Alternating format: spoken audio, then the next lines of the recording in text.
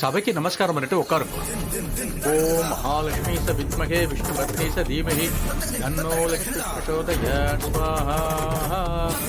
ஓம் காத்யாயனாய வித்மகே கன்யகுமாரி ச தீமஹி தன்னோ துர்கா பிரச்சோதயாத் ஸ்வாஹா. ஓம் தாமோதராய வித்மகே தீமஹி தன்னோ ராம பிரச்சோதயாத் ஸ்வாஹா. ஓம் நாராயணாய வித்மகே. மாமா, இப்படியும் உங்க தங்கச்சி பையனே உங்களுக்கு மருமகனா வரப்போறான். சந்தோஷம் தானே மாப்பிள? இப்ப இந்த உலகத்துல யாரு சந்தோஷமான ஆளுன்னு என்கிட்ட கேட்டாங்கன்னா அது நான் தான் சொல்லுவேன். எவ்வளவு போராட்டம், எவ்வளவு பிரச்சனை, எல்லாத்தையும் தாண்டி இந்த கல்யாணம் நல்லபடியா நடக்க போகுதுன்னா அந்த கடவுளுக்கு தான் நன்றி சொல்றேன். பா முருகா.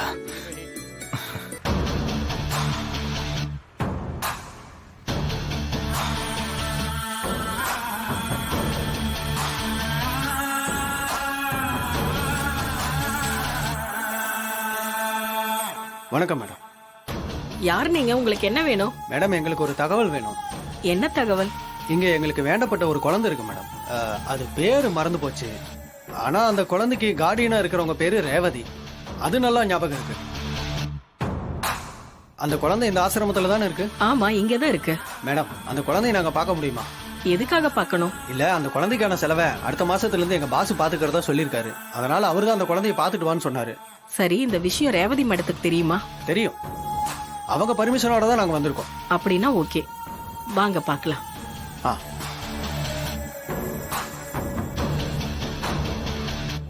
வாங்க. இதுதான் ரேவதி கார்டியனா இருந்து பாத்துக்கிற குழந்தை. பேரு தீபா.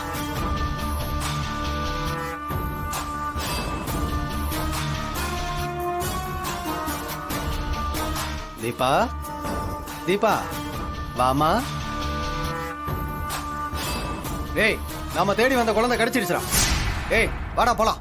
ஏய், குழந்தை என்ன பண்றீங்க? ஏய், சத்தம் போட்டா குத்திடுவேன். பேசாம அமைதியா இரு, புரியுதா? ஒத்தன டேய், குழந்தை தூக்கிட்டு போகாதீங்கடா. ஐயோ, குழந்தை. டேய், குழந்தை கொடுங்கடா. டேய், டேய், குழந்தை கொடுங்க. டேய், குழந்தை கொடுங்கடா. இந்த விஷயத்தை உடனே ரேவதி மேடத்துக்கிட்ட சொல்லணும்.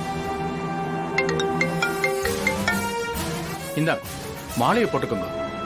சதமானம் பவதி சதாயத் புருஷத் சதேந்திரியே ஆயுட்சேவேந்திரியே பிரதிதிஷ்டதே தானியம் தனம் பசும் பகவத்ர லாபம் சதசம் வத்சரம் தீர்க்கமாயு.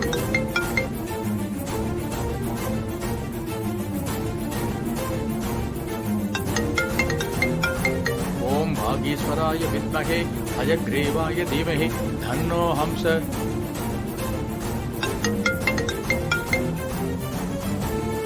ஐயோ, போன் எடுக்கவே மாட்டேங்கிறாங்களே, என்ன பண்றது? ரேவதி, என்னம்மா இதெல்லாம்? என்ன நடக்குதுங்க? திடீர்னு ஒரு குழந்தை வந்து உன் அம்மானு கூப்பிடுது. நீயும் அத கொஞ்சம் பேசிக்கிட்டு இருக்க. யார் இந்த குழந்தை? இவ எதுக்கு உன் அம்மானு கூப்பிடுறா?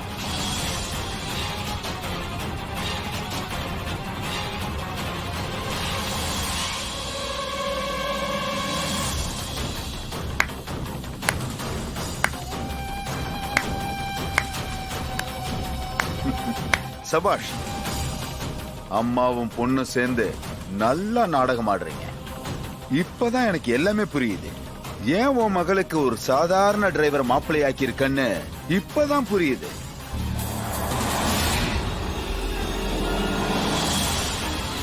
கேளுங்க, எல்லாம் நல்லா கேட்டுக்குங்க. இந்த அம்மா இவ்ளோ பணக்காரியா வசதி வாய்ப்போட இருந்துகிட்டு எதுக்கு தன்னோட டிரைவரை தன் மகளுக்கு கல்யாணம் பண்ணி வைக்குதுன்னு வந்ததுல இருந்து எனக்கு ஒரு டவுட் இருந்துகிட்டே இருந்தது. அது இப்ப கிளியர் ஆயிடுச்சு. இந்த அம்மாவோட திட்டம் என்னன்னு அப்படியே பளிச்சுன்னு தெரிஞ்சிடுச்சு. செவனாண்டி, என்ன திடீர்னு சம்பந்தம் இல்லாம உளறிக்கிட்டு இருக்க? உளர்ல சாமுண்டீஸ்வரி, உண்மை, சத்தியமான உண்மை. பெரிய வீட்டு விஷயம் எல்லாம் கலர்னா எப்பவுமே இந்த மாதிரி அசிங்கெல்லாம் வெளியே வரதான் செய்யும். இதெல்லாம் உங்களை மாதிரி ஆளுங்களுக்கு சகஜம் தானே? என்னையா நீ பாட்டு பேசிட்டே போற? என்ன சொல்ல வரேன்னு தெளிவா சொல்லு, சும்மா புதிர் போடாத. சரி, உண்மையை உடைச்சு சொல்றேன், ஓப்பனா சொல்றேன். அந்த மணக்கோலத்துல இருக்காளே ரேவதி, கல்யாணம் ஆகாமலே ஒரு புள்ளைய பெத்து யாருக்கும் தெரியாம இத்தனை நாளா வளர்த்துக்கிட்டு இருக்கா.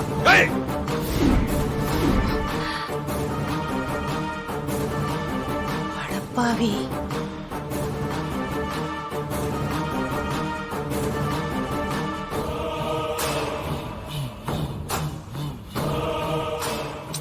இது வெளியே தெரியக்கூடாதுன்னு தான் நீ அந்த மகேஷை கழட்டி விட்டு உனக்கு சாதகமான டிரைவரை மாப்பிள்ளையாக்க பாக்குறியா?